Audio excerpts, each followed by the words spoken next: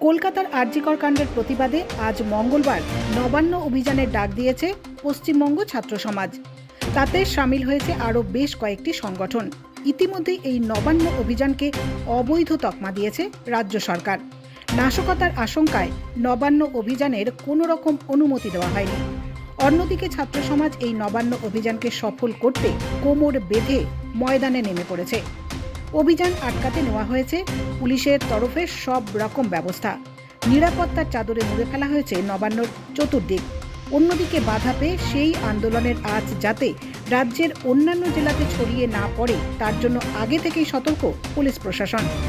শিলিগুড়ির ফুলবাড়িতে রয়েছে শাখা সচিবালয় উত্তরকন্যা, তাই কোনো রকম ঝুঁকি নিতে নারাজ শিলিগুড়ি মেট্রোপলিটন পুলিশ। নবান্নের ছাত্র আন্দোলনের আজ যাতে এখানে না পড়ে তার জন্য তৈরি শিলিগুড়ি মেট্রোপলিটন পুলিশ।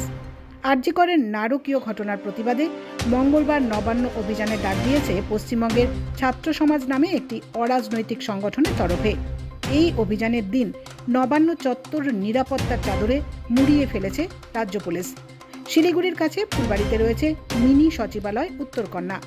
নবান্নর পাশাপাশি বিক্ষোভকারীরা উত্তরকন্যায় তাদের অভিযান চালাতে পারে বলে আশঙ্কা করছে শিলিগুড়ি মেট্রোপলিটন পুলিশ। সেই কারণে শিলিগুড়ির তিনবাত্তি মোড়ে বিক্ষোভকারীদের যাতে আটকে দেওয়া যায় তার জন্য সমস্ত রকম ব্যবস্থা গ্রহণ করেছে শিলিগুড়ি মেট্রোপলিটন পুলিশ।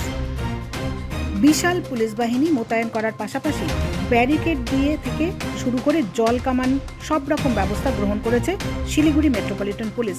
তিনবাত্তি মোড়ে উপস্থিত রয়েছেন শিলিগুড়ি মেট্রোপলিটন পুলিশের একাধিক পুলিশ আধিকারিকরা।